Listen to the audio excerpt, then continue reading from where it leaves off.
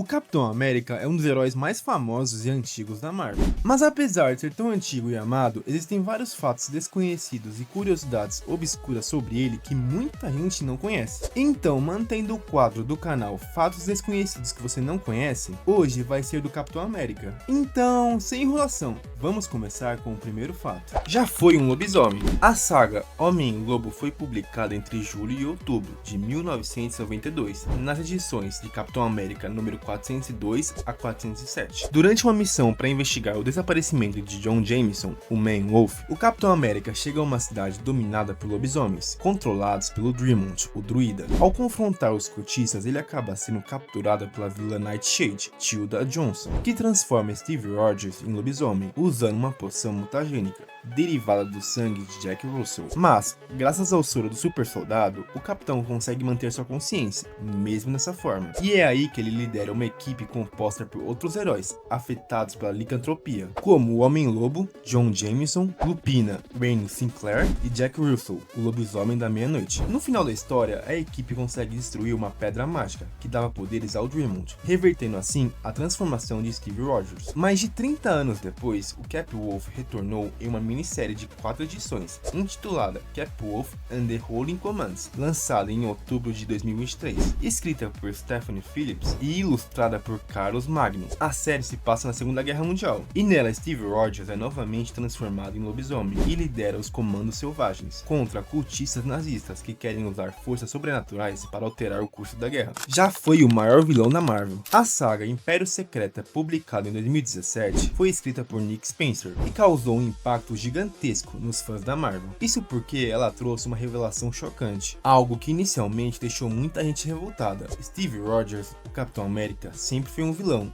e leal à Hydra. A história começa mostrando Steve Rogers aparentemente como o capitão de sempre, mas com pequenas mudanças de comportamento que passam quase despercebidas. Aos poucos surgem pistas e revelações de que ele sempre foi fiel à Hydra, até que chega um momento em que o próprio capitão se autodeclara a Hydra. Tudo isso acontece porque o Caveira Vermelha usa o Cubo Cósmico, um dos artefatos mais poderosos do universo Marvel, capaz de moldar a realidade conforme a vontade de quem o controla. O Caveira usa o cubo para reescrever a história de Steve, fazendo-o acreditar que desde a infância ele já fazia parte da organização, transformando-o assim no Capitão Hydra. Sob sua liderança, a Hydra iniciou uma tomada global, subjugando governos e até mesmo a SHIELD. Cidades inteiras passam a viver sob patrulha de soldados e tecnologias avançadas da organização. Enquanto isso, heróis tradicionais começam a perceber que algo está errado. Capitã Marvel, Pantera Negra, Wolverine, Feiticeiro Escarlate e o Homem-Aranha se tornam a linha de frente da resistência. Já outros heróis acabam obedecendo e até se tornando aliados de Steve Rogers. O momento mais importante da saga acontece quando a resistência decide atacar diretamente a Hydra. E conforme a história avança, Steve começa a mostrar resquícios do verdadeiro Capitão América, com dúvidas, conflitos internos e até confrontando o próprio Caveira Vermelha, percebendo que parte da sua personalidade tinha sido manipulada. No clímax da história, o cubo cósmico é destruído, revertendo as alterações da realidade e trazendo de volta o verdadeiro Steve Rogers. Já foi o presidente dos Estados Unidos. A edição What If número 26, publicada em abril de 1981, mostra uma realidade alternativa em que o Capitão América é eleito presidente dos Estados Unidos. Na história, Steve Rogers é convidado a concorrer à presidência por um novo partido populista e escolhe o senador Andrew Jackson Hawk como vice. Juntos, eles vencem as eleições com ampla margem,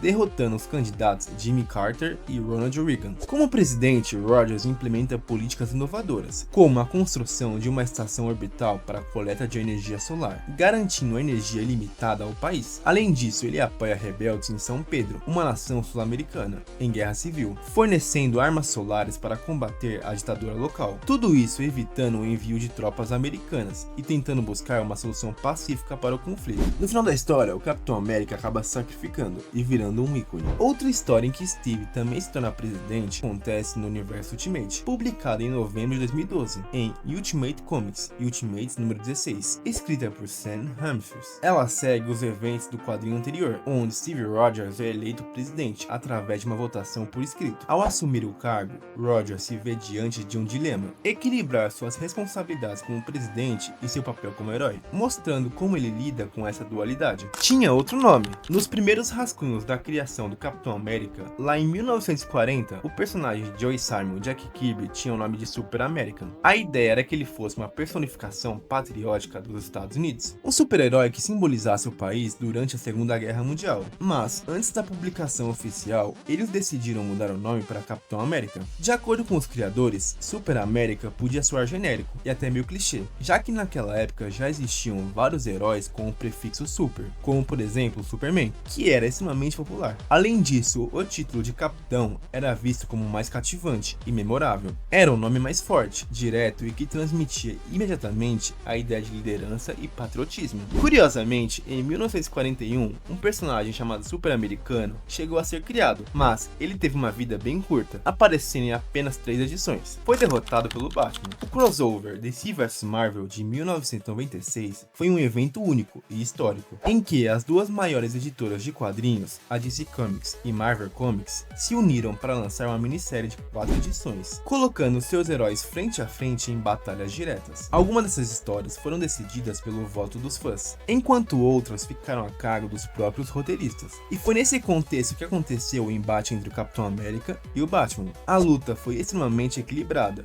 mostrando o nível de ambos os personagens, mas o desfecho veio quando o esgoto onde eles estavam lutando foi inundado. A correnteza acabou desequilibrando os dois, e nesse momento o escudo do Capitão América erra o alvo. Já o Batman aproveita a brecha e acerta a cabeça de Steve com um batarangue, conseguindo nocauteá-lo de vez e garantindo a vitória. Na mesma série, o Capitão América derrota o Bane, o vilão conhecido por ter aleijado o Batman. E vale destacar que, apesar da vitória sobre Steve, o próprio Bruce Wayne reconheceu no crossover Liga da Justiça / Vingadores que o Capitão América poderia sim vencê-lo, mas que levaria muito tempo. Tem a origem intacta. A Marvel constantemente muda alguns detalhes da origem de seus heróis, para que eles fiquem atualizados e condizentes com a época em que os quadrinhos estão sendo lançados. Por exemplo, na primeira edição de Homem de Ferro, em Tales of Suspense, número 39 de 1963, a guerra em que Tony Stark fornece armas é a Guerra do Vietnã, que era o conflito vigente quando os quadrinhos foram publicados.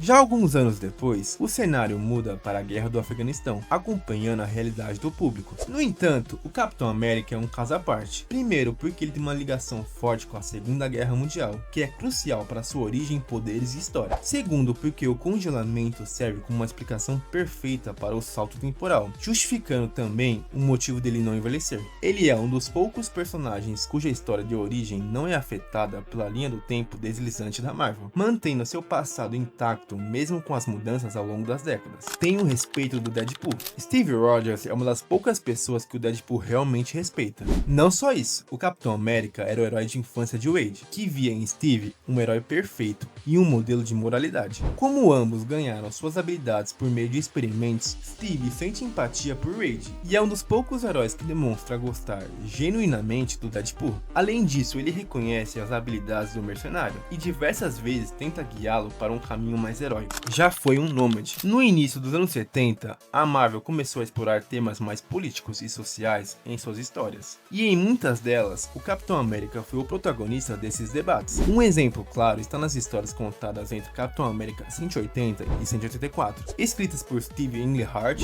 e desenhadas por Sal Buscema. Na trama, o governo tenta interferir nas ações de Steve, impondo regras sobre o que ele deve ou não fazer como herói. Ele percebe então que não pode ser mais um símbolo do país, se não puder agir de acordo com sua própria moral. Diante disso, Steve decide que não pode mais lutar sob uma bandeira que restringe sua liberdade de ação. Ele abandona o uniforme e o título de Capitão América, adotando a identidade de Nômade, um herói sem bandeira. Seu novo uniforme tem cores neutras e uma estrela estilizada, simbolizando que ele ainda luta pelo que é certo, mas sem estar vinculado a um governo ou uma ideologia específica. Um mestre em artes marciais. O Capitão América é considerado um dos melhores combatentes corpo a corpo do universo Marvel. Isso inclui conhecimento em diversas artes marciais. Embora a quantidade exata de estilos que ele domine seja desconhecida, algumas artes que o Capitão América já utilizou em várias oportunidades incluem boxe, wrestling, jiu-jitsu, judô, karatê, taekwondo, savate, kung fu, esgrima e capoeira. Tinha um escudo triangular. No quadrinho Capitão América número 1, lançado em março de 1941, quando Steve Rogers se tornou Capitão América, ele usava um escudo triangular. desenhar. Esse escudo tinha um formato de triângulo isósceles, lembrando bastante um escudo medieval.